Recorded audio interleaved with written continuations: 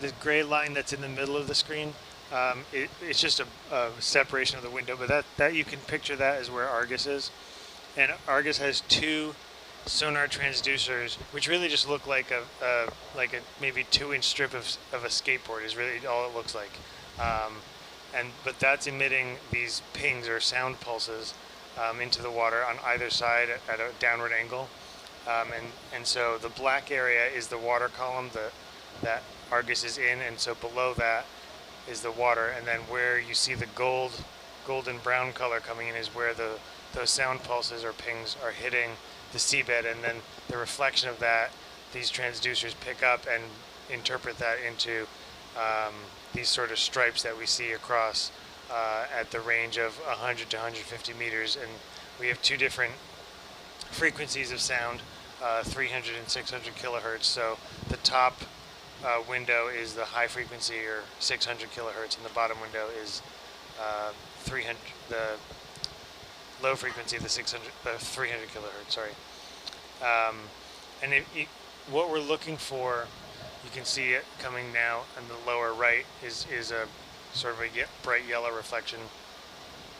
We're looking for things that have shadow and reflection. So metal and rock shine back a much stronger sound return than mud or sediment does, because mud kind of absorbs it, and that's where the darker colors comes in. The black, as you can see coming in now, which is wonderfully timed, black is usually a shadow, and that one looks to me like a depression that the sound's just kind of like falling into, and there's no reflection. But often if you're seeing a shipwreck or something, you'll see a bright return that's like the hull of a wreck, but then the shadow is where you see the superstructure and other elements of it. If you think of the sound like a flashlight held at like an angle on an object, you'll see the object lit up by the light, but then behind it you'll see a very clear shadow of what the object looks like, and that's what we're looking at in the sonar. But it's an acoustic shadow, or a shadow from the sound rather than from light. So we're looking at all of these moving along. We call it a waterfall. We're looking at the readout of the sonar and trying to interpret the reflections and the shadows, trying to differentiate between rock and what may be a man-made feature, which in this case we're hoping will be the Samoan clipper when we get to that point. So everything looks like it's got a bit of a wavy pattern to me. Would we see a more straight line if it was something man-made, or would it also have that bit of a wavy pattern? So the wavy pattern is due to the heave of the ship. Yep. Argus is designed to be heavy in the water so that it takes up the heave when Hercules is tethered to it and trying to do fine-scaled sampling or mapping on the seafloor. So when we use Argus as a tow fish, the movement of the ship is going to just be part of how Argus moves. So that's something that we can't really change, and it is going to make even stuff that does have straight lines and man-made object-looking things, it is still going to kind of affect that readout. Okay. And I have one more question. On the x-axis here, we have the meter scale, and then on the y-axis, is it the same scale? Like, I mean, technically, it's a similar scale. You can see that some of the stuff is stretched, and that's because we're going really slow. This sonar is designed, the optimum speed is about 4 to 5 knots, but we can't do that at this depth with Argus. So we're going slower than this program is typically used to, so you get some stretching. So the scale isn't quite there, but when we do pick a target, we can measure, there's tools to measure it, and the pings or the sound returns do have positioning and spatial information in there, so we are able to measure things. The scale's approximately the same. Like if you were to take your fingers and like measure out 40 meters between the 20 and the 60 and flip it, you're about correct. Right, okay. Yeah. So would you be alright if I saw something and I said, okay, tell me why that's not a target, or you know, just so I kind of Sure. understand Yeah. how you're reading it? Yep. So I'm curious. Cool. Yeah, you're not the only one curious. Yeah. The top left of the 600 kilohertz, why is the mark there red while the others are green? So let me go to the bottom track tab.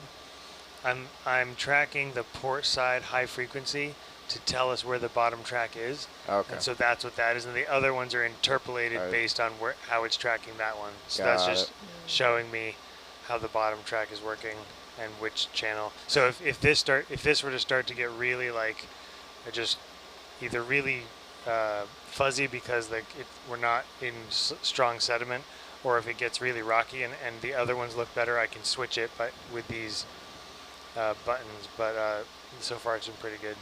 Gotcha.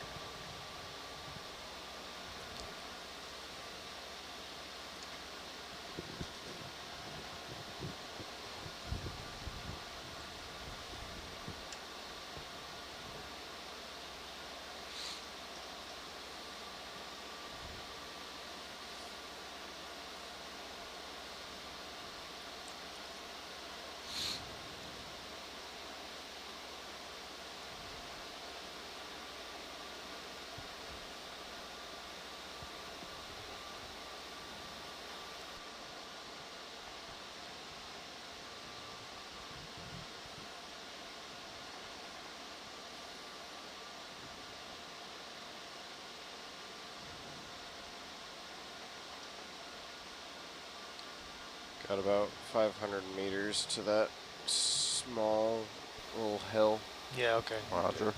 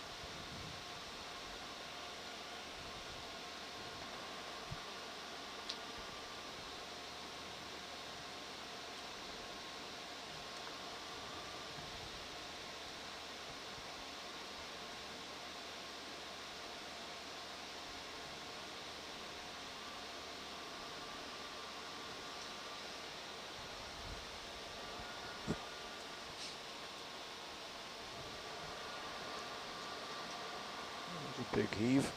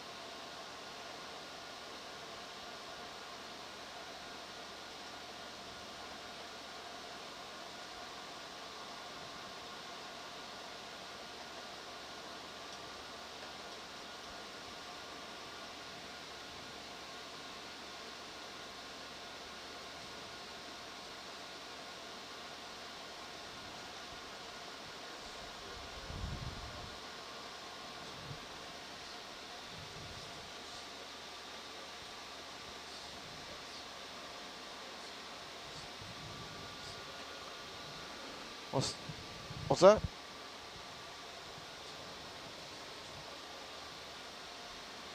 Yeah, the tether wraps are just for Herc, the yellow tether, and then the other one's for the 6/8, but they're relative too. So if Argus turns around one way, it'll add that in on my tether on Herc's tether wraps. So we tend to try and keep them both under one. The soft tether is go a little bit over it, but I don't always keep it within one. Gotcha. Yeah, so sometimes it's sometimes you'll have, if they're in a kind of a funny orientation or turn around a bit, you know, the Argus might come back around to take their turn out and then put a turn in the Herc tether. Gotcha. Yeah, but yeah, they're relative counters.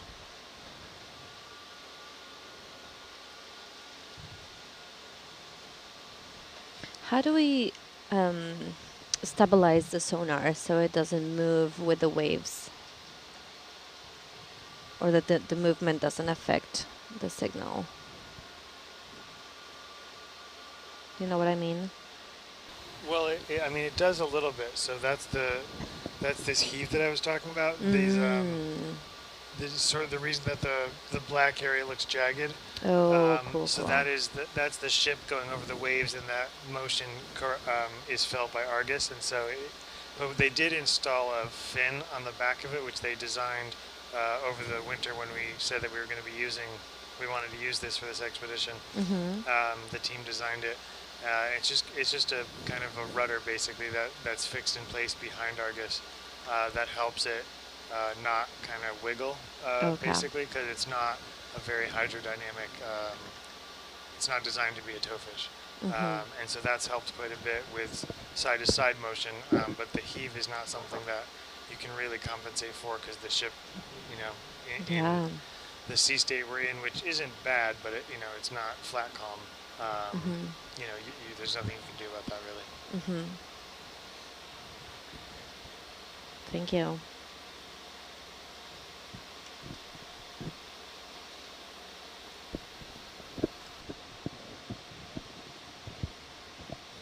What is the weather like right now, Chris? Can you give us a weather report? Sure. So right now we're looking at winds about 10 knots, just came down. Was it an hour ago they were up towards 13 or 15. Our current says 1.3, but I think most of that's reading the resistance of Argus behind us. So I think current on the surface is about 0.4 or so.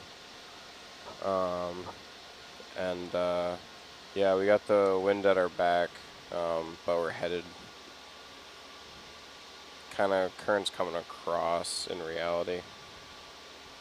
But yeah, swells I'd say are probably like 1.5 meters, occasional too. Roger. Pretty good, hey? Yeah, not too bad. Not what we were getting the past couple weeks, but not too bad.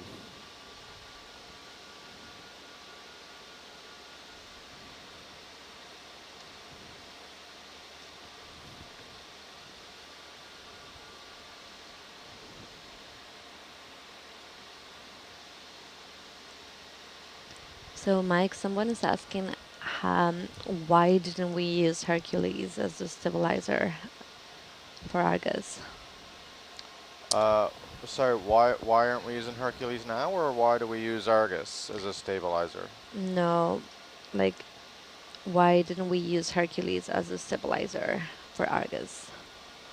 Well, when we have both vehicles, they work the other way. We use Argus as the big heavy weight that rides up and down with the ship action, and then that insulates Hercules from that, so Herc can go around and fly around, not be bothered like that. So we can't really use Herc to stabilize Argus, and for the operations that we're doing right now, we wanna try and cover some ground and go at a knot. It just makes a lot more sense to have Hercules disconnected and can do our search pattern, and we'll pop them back on after, and we'll go investigate sites of interest. But yeah. So Hercules has to drive along, whereas Argus we can tow along behind us.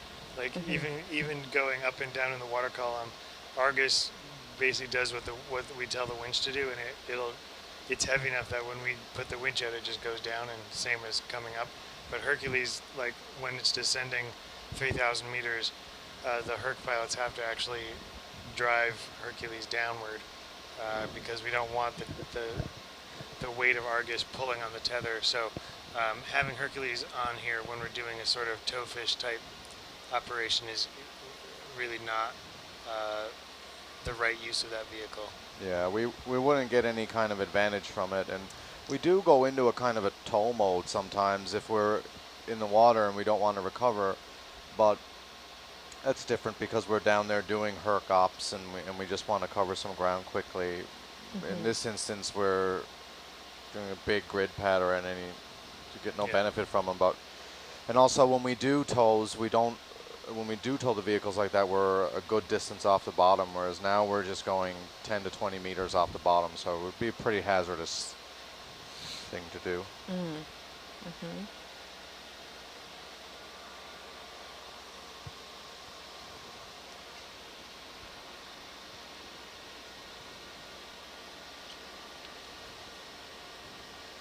It'd just be in the way.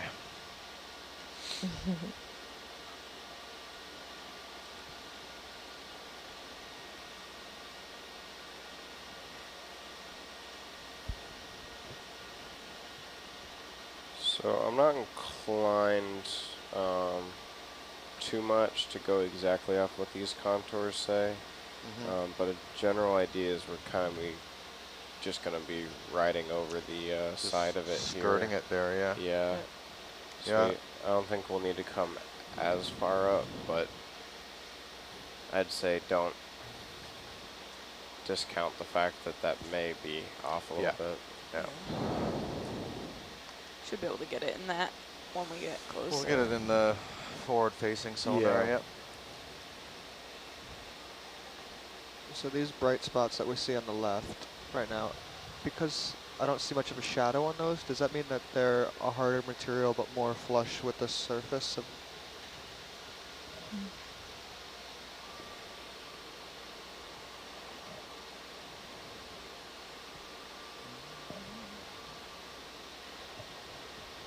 I would think so, but I am not sonar expert.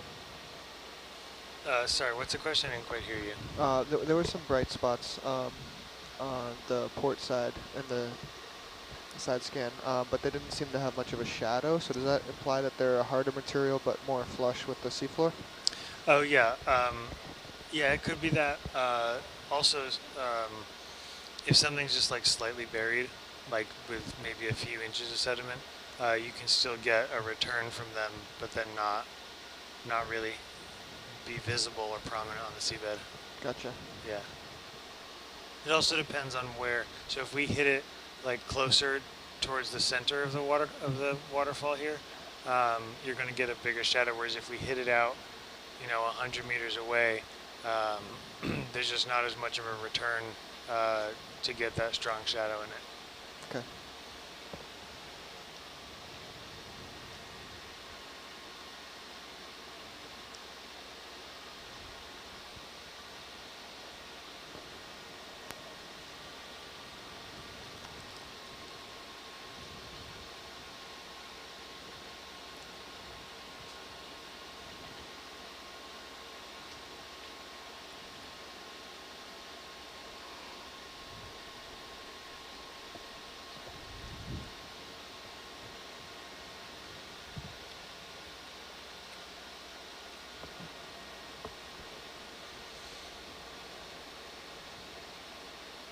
Mike, what is the area that we're, our total grid that we're searching?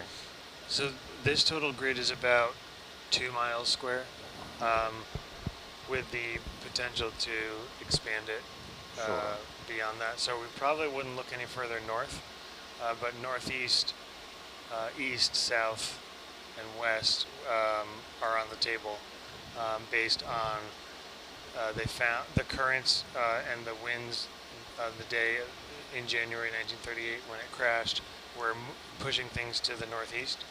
So we kind of figure that if there's, you know, the source of that would have been to the southwest, and so if they kind of developed the position that we have based on, you know, where they found an oil slick and and debris, you know, then you would move to the southwest. But there's also other witness reports, and so that kind of puts things a little bit further to the east. So there's definitely some further area to cover once we, you know, if we need to, once we finish this this 2-mile box area. Right.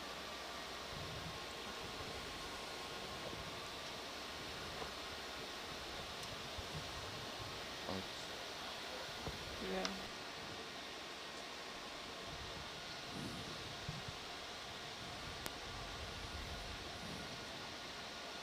So Mike, how big would be the wreck?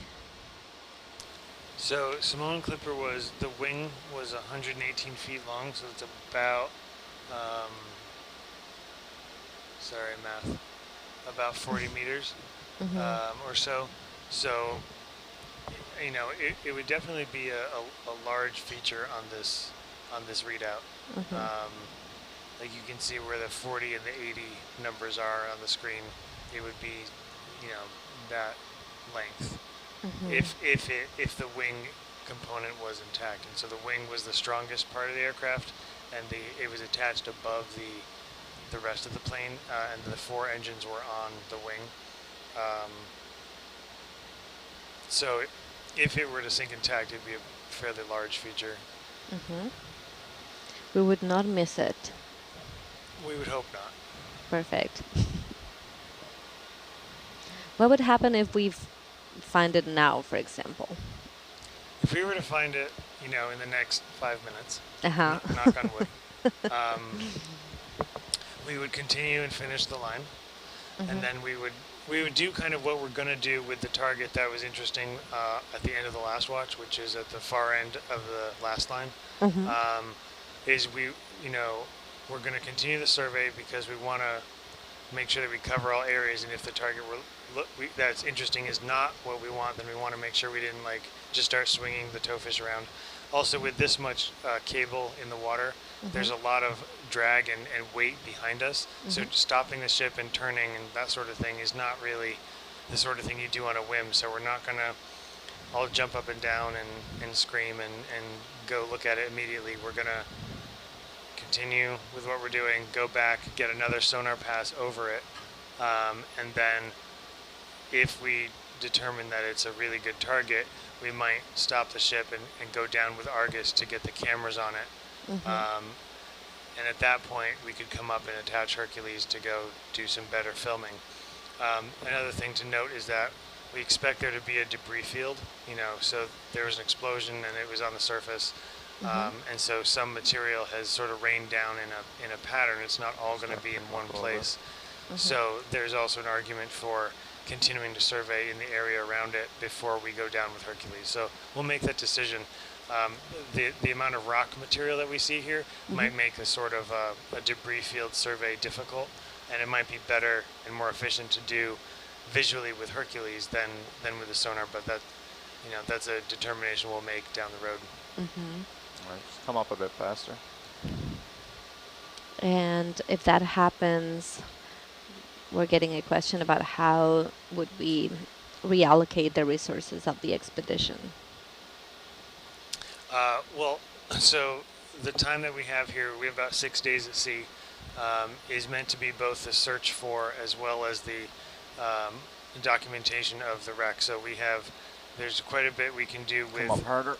with Hercules to video and do a full 3D photogrammetry survey of the wreck site. So there's plenty of filming and also surveying around the area with Hercules to find other debris from the wreck. So there's quite a bit of time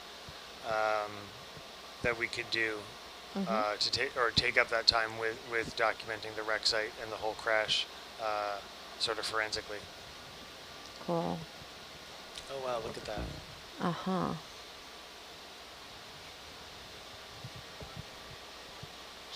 Good sized. Yeah. Yep. Happy we're not lower than that.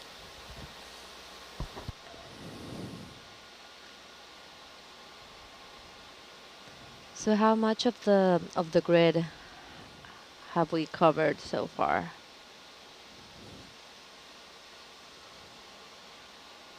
Well, we did about a little bit more than half of the first line, which was going in the opposite, not the opposite direction, but 90 degrees to this, and then we decided due to the winds that we were going to switch position of the lines. So these lines we did, well, we were about to start one when we had the brief power outage, so that slowed things down. So this is really the second line of this survey that we're doing. So we're early on still. Okay.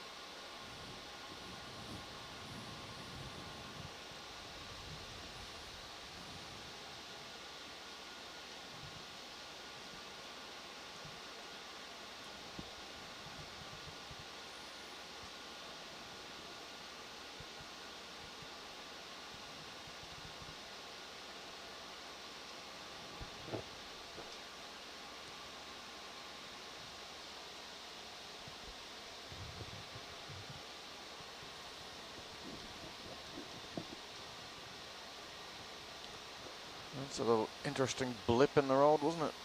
Yeah. It's weird because it's like it's the only one Yeah. in this like sort of flat area. There's other stuff to the east, but this is like, hello. Yep. Yeah, some Make sure you're awake. boulder that made it all the way down here. Is it? Is it that or a little seamount? Like a little thing that bubbled up. So Yeah, I think that's more small. than a boulder. I think it's a little bit of a seamount. Well, it placed itself right on our line. Mm-hmm. Might have done that hundreds of thousands of years ago, but But it knew. it's very inconvenient. Sorry.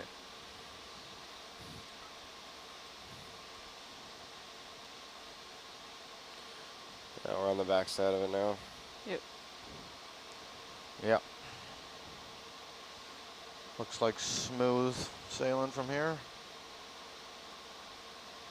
Yeah.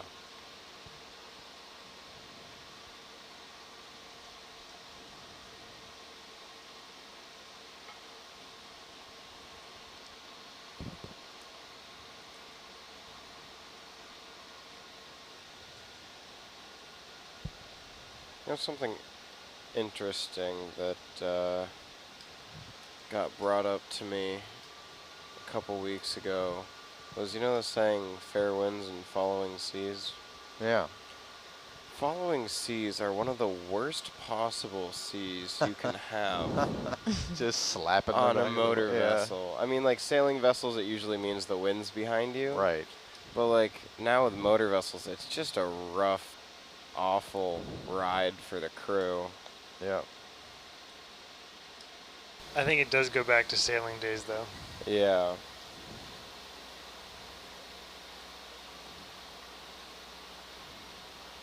Yeah, no, they suggested a change to fair winds and open seas.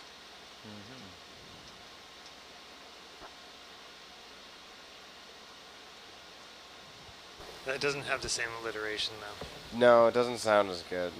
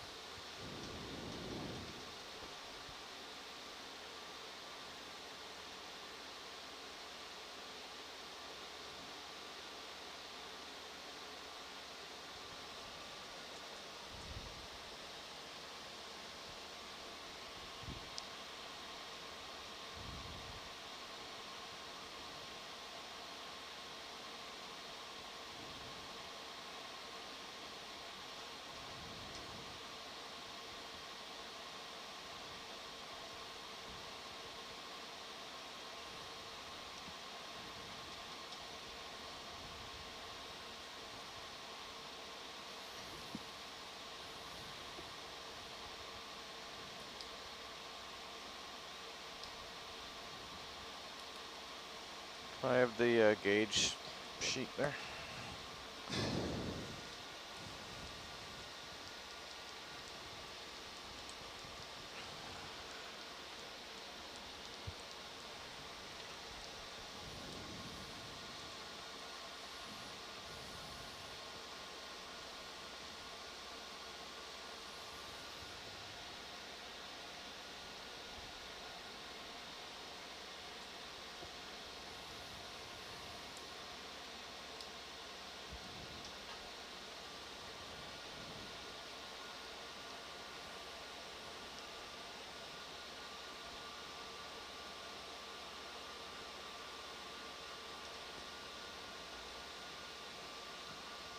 There goes generator sound. Yeah. It's a good sound. Yep. Yeah, that would be the sound we did not hear yesterday. Yeah, no. Right. Oh man, that looks like a ghoul. Like a jack-o'-lantern. Oh, yeah. Oh good, Looks like now a I'm seeing false- shapes in the sonar. It's funny. It's I had really like- good. It had feet and everything. Nice.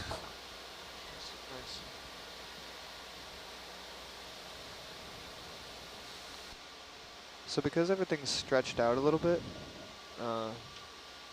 almost looks like vertically stretched on the display. Do you have any tricks for visualizing it, and without, visualizing how it would look not stretched?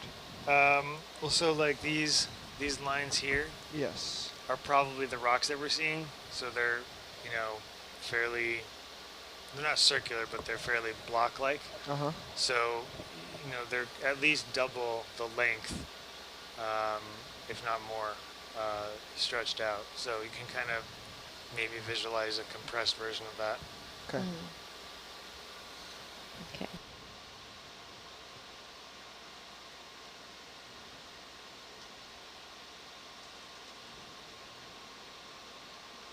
So the sonar is like double the width as the height above the seafloor. Is that correct? No. No. Okay. So we've set the range. So the high frequency is 100 meters and the low frequency is 150, and we could actually get better range than that if we didn't want to see the seafloor. But I like having the camera view with Argus so we don't have the blind spot below us.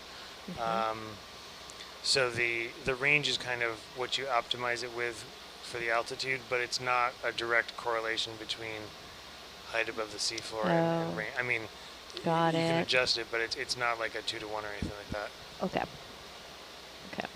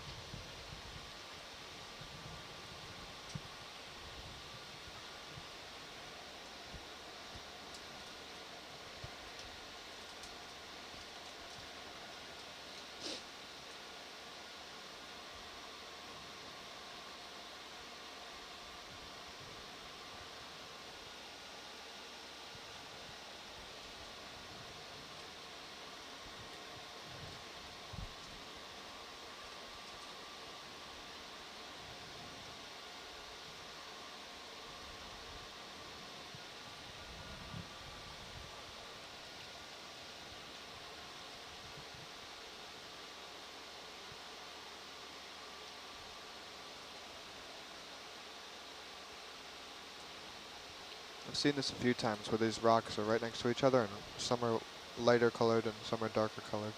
Mm-hmm. And if anybody's interested in zooming in on anything as we go by, just let me know.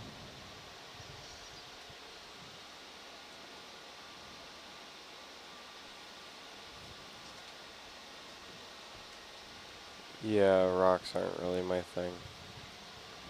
Certainly not anymore. Not anymore. Without Kevin, I don't know what's a boulder and what's a pebble. And I don't know anymore.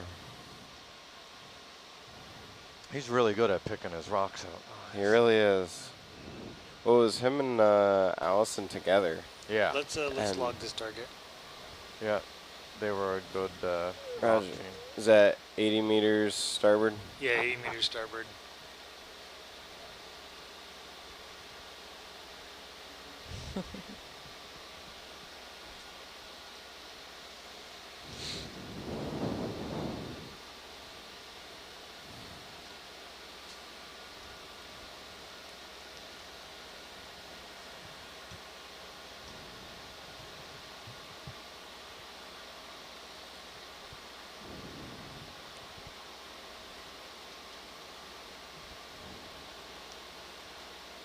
Something just floated by us. Yeah. I went to go look at Argus view, and then I realized, oh, this is Argus view. Yes. We need the coffee, you know. Starboard 8, yeah, 80 meters out.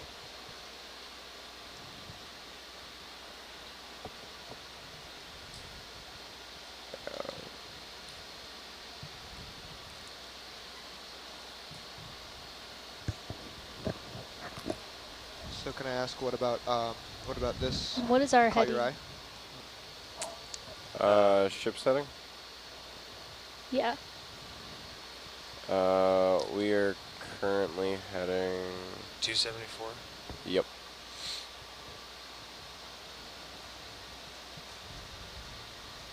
All right, thank you. You good with this? Yes. All right. Save. So I just need the file name, Oh. which is right there. Yep. Yeah. 11.003.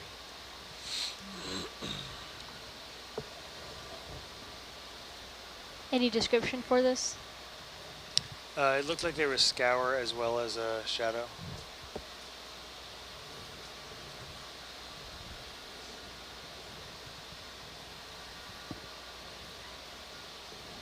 Those are weird. Eyeballs on the seabed.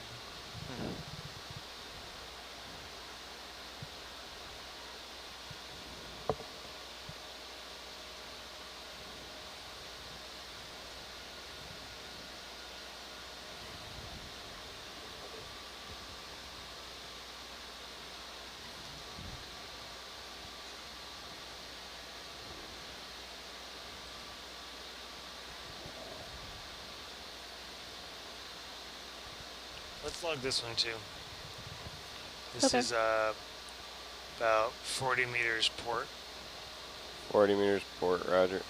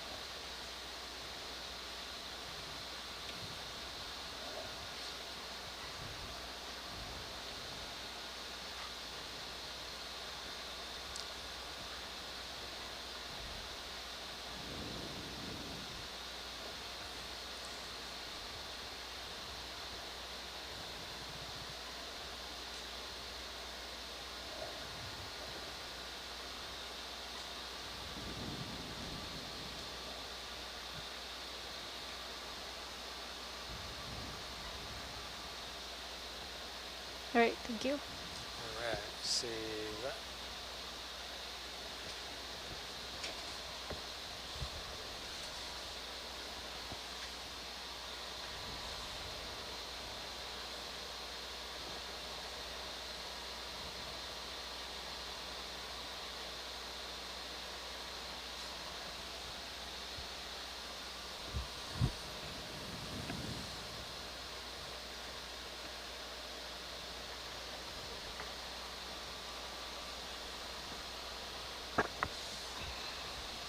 Any description for that, or?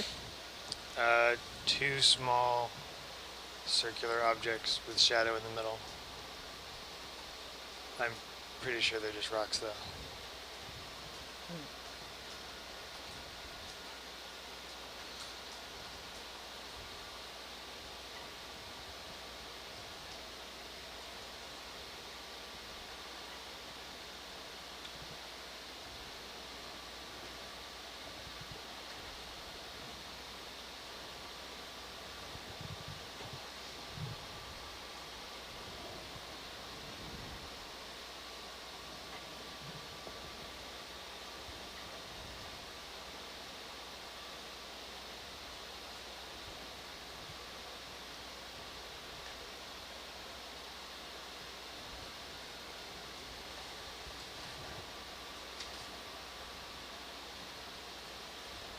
Bridge now.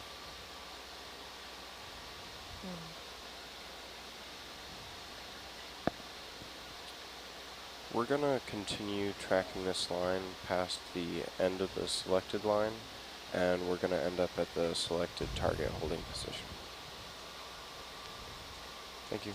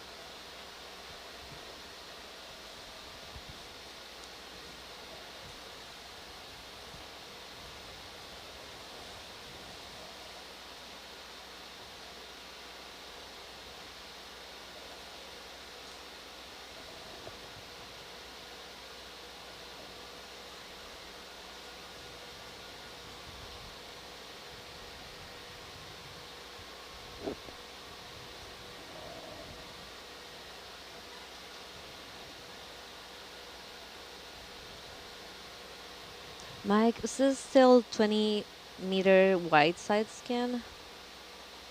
Or like on each side? No, it's 100 meters on the top and 150 wide on the bottom. Okay. You can see the scale bars, the yellow and blue scale.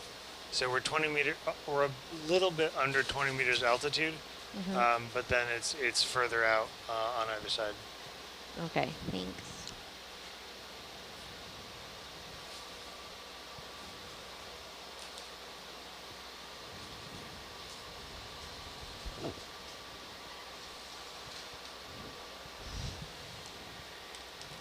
More coffee beans, thank you.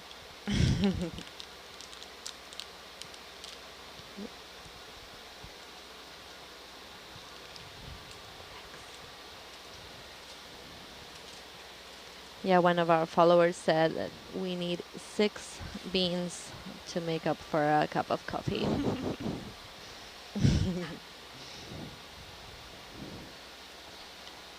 Just every time it gets quiet on SPL, we'll just pass around more coffee beans until we get jazzed up about another subject. Yeah. So on the multi-view, some of the cameras are black. Is that on purpose? Is that okay? Yeah, there's a kind of a default macro, we call them, or just there's default cameras for there. So pretty much all the blank spots there belong to Herc. Yep, no sweat. Yesterday we had some duplicates up there just to fill up the grid, and just have 5 winch drums like that. Got it. Thank you. Yeah, and for reference, that's a screen we're looking at, not the quad view.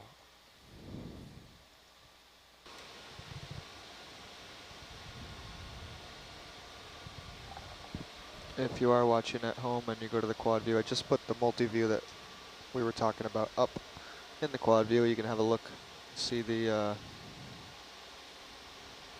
it's basically one TV that has 13 boxes, so we can look at 13 cameras at once if we need to, or computers. Just in case the 7 screens right in front of us weren't enough. It's a lot of screens. Yeah, I counted the other time we were doing, well, we had Herc attached, like things that I was at least referencing for my personal use. I think it ended up being like at max 9 total screens. For you guys, you're basically looking at all of them, so it's got to be, what, like 20? Yeah, it's a lot.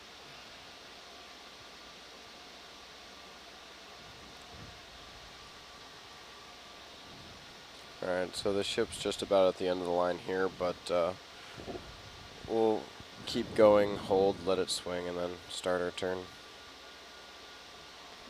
Chris, can you tell me what the distance is between the 2 USBL tracks from the last line to this line? Yes, I can. We're looking at about 300 meters. Okay, thanks. All right, so that's still within our range in terms of not having a gap, but just barely. They, it looks like Argus has been tracking a little left of the line. Yeah, no, yeah, we saw that on the earlier. It is what it is. There's not much we can do to keep it directly behind us if there's winds or currents acting on it. But yeah, I figure, I mean, if it stays that way and we turn around, we should have a little better overlap, I guess, on this next one. Yep.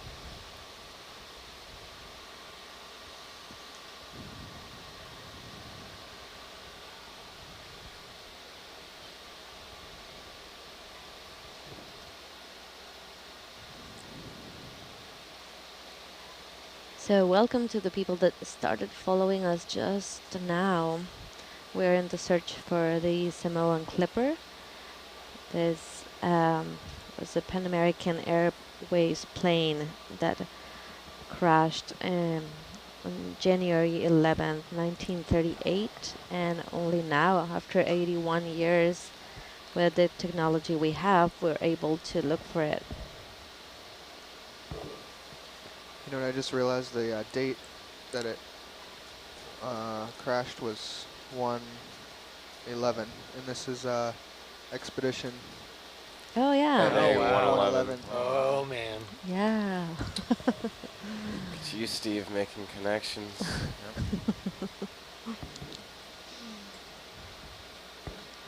So Rebecca, when Argus gets to the line, the end of the line, I'm gonna stop this, type the word turn next to 11, and then start it so we record the turn as a separate file. Okay. And then when we start the next line, I'm gonna stop it and start line 10. Okay. Just so you're aware that we're changing the file names, and we're gonna want to. It's just because it's easier. Sometimes it's really bad data on turns, so we might want to cut it out of a mosaic, but you can still find things on turns, so we want to record it anyway. Okay, yeah, like the targets 12 and 13. Exactly. Those on turn, yeah. Yeah. Some surveyors, because it's not great data, they don't like to record it at all, but I'm like, just at least record it. Yeah, you can always decide later to not yeah, use you can it. always delete it later.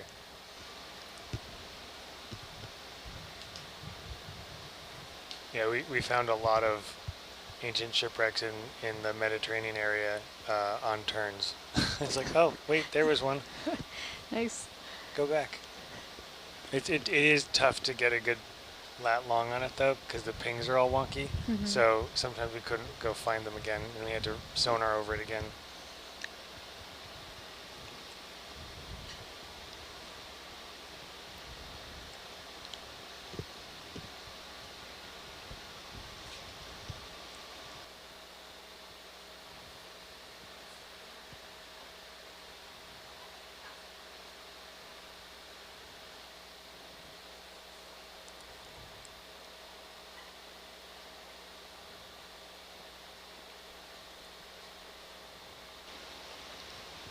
So Mike, if we were to find some plastic debris, would we see it in the sonar? Well, plastic is not super reflective, not like metal is or rock. Also, it would have to be quite large to, like, you're not going to see like a plastic cup or something. It'd have to be a pretty large piece of plastic for us to see it on this scale. Okay. Same thing with tires? Tires you can see. Oh, okay. In the high res, you could probably make them out. I've used an AUV that had 1800 kilohertz high frequency, and you can see like the treads on tires. Okay. But yeah, if anyone sees anything that would be debris or trash, go ahead and point it out. We are keeping logs of that. There are some people interested in studying how, I guess, trash works and how it's distributed in the oceans, and especially the deep. So that is one of the things we are also logging during this mapping. On the video, thank you. side scan are probably. Yes. Yeah. No, I'm looking especially at the Argus camera whenever we can see the seafloor. It's like, I interpret that over there as a plastic bottle. It's a red Solo cup. A really, really big red Solo cup. We were trying to find styrofoam cups to crush, and in California, it was surprisingly difficult. It was not surprising that it was difficult, but it was surprising that we actually managed to find them. Oh yeah, just because no one's gonna Yeah. have them. But then we were like, well, we could put down Solo cups and just say they didn't change size, Yeah. because they wouldn't. So how wide would be the blind spot? When we're surveying with Argus. So the blind spot is, I mean, you can see it here. It's the black column. So there's 20 meters to either side where we're not getting a return on the seabed, and so that there's a 40-meter swath underneath Argus. So we're making up a little bit with being able to see the seabed with the camera. And you know, once we're not going over that nice little bump and we're not ending a line, we've been able to keep it at like 12 to 14 meters, which is pretty good. Yeah. It only gives us like a less than a 30-meter blind spot, so it's not the size that would hide something like the aircraft. So it's all right. But it is one of the downsides of side scan compared to multi beams or other types of sonars. Okay.